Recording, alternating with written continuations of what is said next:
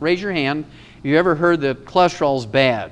And you got to get it low in your blood. You got to have a low cholesterol diet, otherwise you're going to get heart disease, right? Doctors would like to blame all cardiovascular disease on cholesterol. We've known for 75 years in the animal industry that cholesterol is not a boogeyman. There's not a single disease that's caused by elevated blood cholesterol or triglycerides. If you can find me one, I'll give you $1 million in small bills in any offshore account you want. There's not a single disease that's caused by elevated blood cholesterol or triglycerides. Elevated blood cholesterol and triglycerides are really just a warning signal, much like a fever. Fevers don't cause infections, but when you have an infection with a bacteria, a virus, a fungus, maybe a parasite, you can get a fever. You can have a broken leg and get a fever. You can have cancer and get a fever. You can have liver disease and get a fever. Babies get a fever when they teethe.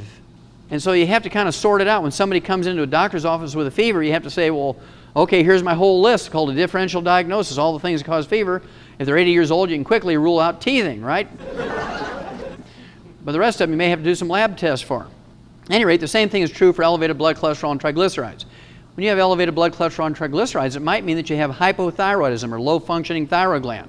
You could have diabetes. You could have deficiencies of niacin, chromium, vanadium, the essential fatty acids. You could have liver disease. All kinds of reasons why you might have elevated blood cholesterol and triglycerides, but they in themselves don't cause any problems.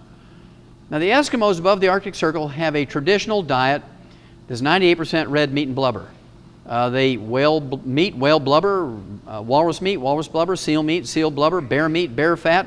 There's not a single Eskimo above the Arctic Circle that has a Mr. Juice Man juice or eats organically grown broccoli. Their average cholesterol ranges from 250 to 350, and yet they're legendary for not getting cardiovascular disease until they come down to the lower 48 and eat like us. Then when they get the cardiovascular disease, they go back home to die up above the Arctic Circle. They start eating whale blubber again, and it goes away. Well, learning all that, I felt very confident in telling my patients, look, we're going to do something different. My goal as a physician is to have my patients die at an average age of 100. I don't want my patients dying at 75.5. I want to give them another 25 years. I want the average lifespan for my patients to be 100. And we're going to do something different. If you want to do everything that all the other doctors and patients are doing, I want you to go to them because I don't want you to lower my average, right? We're going to do something different. It's just real simple.